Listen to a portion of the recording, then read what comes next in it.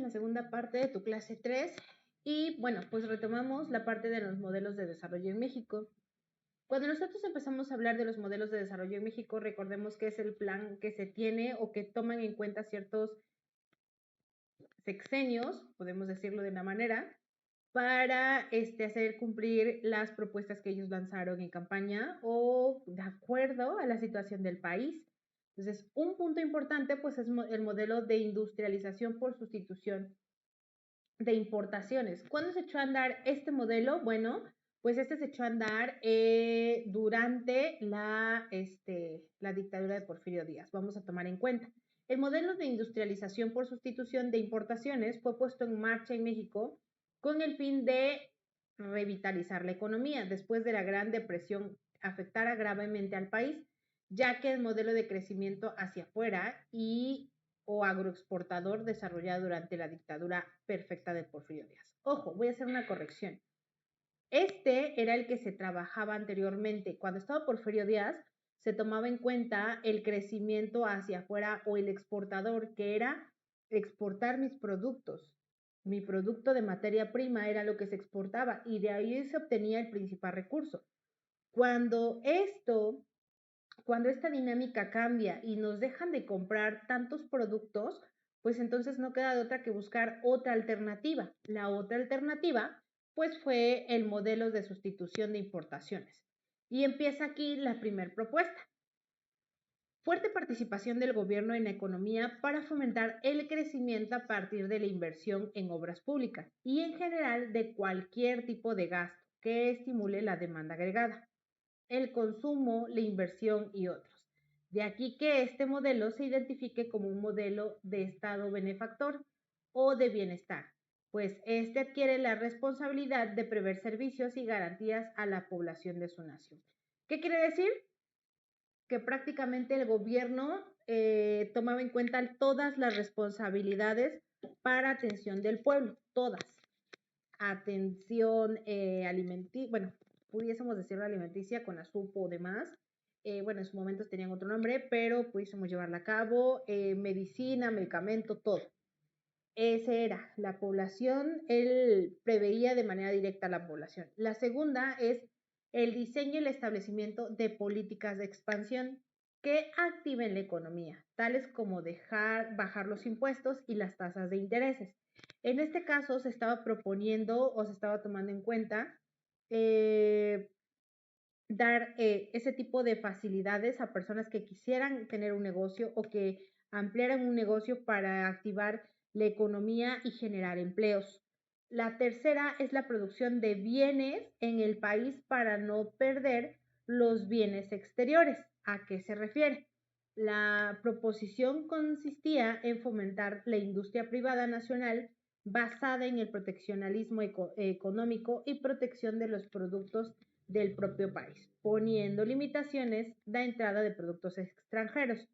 Si eras una empresa mexicana, tenías facilidades en cuanto al cobro de impuestos, bueno, el pago de impuestos, tu producto era como de los principales y si alguien de otro país pretendía vender o venir a vender un producto similar al tuyo, el tuyo tenía preferencia y a los productos de fuera se les ponían muchos peros o aranceles. Aranceles son los cobros que paga o los impuestos que paga para entrar a venderse en el país. ¿Ok? La causa primaria para esta instauración de nuevo modelo en México fue, como se mencionó, la dependencia de las exportaciones, ya que era insostenible. Para la década de los 30 del siglo pasado, los problemas de inflación e inestabilidad modificaron el tipo de cambio, provocando que quebrara la economía. Ahora, con la aplicación del ISI, la economía experimentó un incremento promedio del 5% anual, de 1932 al 81, casi 50 años con ese crecimiento continuo. Si nosotros nos damos la oportunidad de ver el crecimiento promedio de los últimos años, estamos muy por debajo de ese crecimiento en ese entonces, ¿ok? Esto tomó en cuenta y hasta cierto punto ya no funcionó. ¿Por qué? Por el crecimiento demográfico continuo. ¿Qué quiere decir? Dice, pues la población pasó de 16.5 millones de habitantes en los 30, en 1930, a 66.8 millones en el 80. La cantidad de personas casi se duplicó, ¿ok? Se duplicó, se triplicó. Dice, el crecimiento de la población determinó que el destino de la inversión pública fuese de servicios, como educación y salud, o la inversión productiva a largo plazo. Fue en este lapso cuando se vio notorio que el proceso de la industrialización y urbanización del país, además de la ampliación de las clases medias, que requería la condición materiales propicias para continuar con sus desarrollos. Especialistas en el estudio de la historia económica de México, como Enrique Cárdenas, que falleció en 2010, explica que la aplicación del modelo fue paulatina, pero que se dio en 3 fases: inicio, desenvolvimiento y agotamiento. ¿Qué quiere decir? Que sí funcionó en su momento, pero llegó un punto en donde ya no se podía aplicar por el tipo de población que ahora teníamos, ¿ok? Esa sería una parte importante que tenemos que considerar. Y ahora viene otro modelo de negocio, bueno, otro modelo, no de negocio, perdón, modelo de desarrollo. Aquí, cuando nosotros hablamos del modelo de desarrollo que se aplicó después del Porfiriato, empezamos a hablar ahora después de la Guerra Mundial y empezamos, del 80 en adelante. Dice, a la raíz de la Guerra Mundial del 1914 a 1918, Estados Unidos tuvo una gran expansión económica gracias a las ventas realizadas por satisfacer la demanda a bienes y servicios.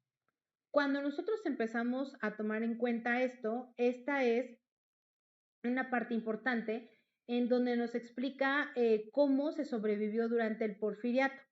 ¿Por qué? Porque México estaba dentro de los proveedores de Estados Unidos mientras estaba la guerra, ¿ok? La Gran Depresión, cuando viene esta, que es la Gran Depresión, que fue la causante de que nuestro modelo en ese entonces, que era de salida hacia, bueno, de exportación, dejara de funcionar, fue que repercutió en la estancada económica mexicana por la caída de las exportaciones. Estados Unidos, principal socio comercial para México, bajó sus compras, provocando la reducción de los ingresos nacionales. La tasa de crecimiento de las exportaciones, que había presentado una tendencia positiva a partir del 2017, en los años cercanos a la Gran Depresión, registró una caída que resultó catastrófica, si tomamos en cuenta que las exportaciones eran un motor de crecimiento del país. Y aquí es donde se empieza a identificar cómo esa Gran Depresión afectó de manera directa a la exportación de México y se empezó a buscar otras opciones. ¿Por qué? Porque tuvo consecuencias catastróficas para el país, porque cayó muchísimo los ingresos que tenía. Dice, entre 1920 y 1932, el Producto Interno Bruto disminuyó 17.6% en términos reales, cerca del 4.7% en promedio anual, afectando principalmente a las activaciones minera y petrolera. En el 27, la economía dejó de crecer. Entre el 29 y el 32, la situación del país se alteró aún más con el regreso de alrededor de 310,000 mexicanos que trabajaban en Estados Unidos, hecho que provocó la disminución de entrada de remesas y aumentó el desempleo. Entonces, sumémosle que se nos cerraron las exportaciones, sumémosle que hubo muchos repatriados a México y sumémosle que pues esos repatriados ya no mandaban dinero.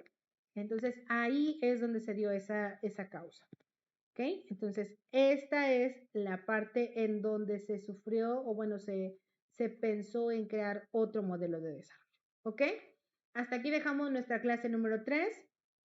Nos vemos en la siguiente clase, que sería nuestra clase 4. Y con esto terminamos el día de hoy. Gracias por tu participación. Nos vemos en la próxima clase.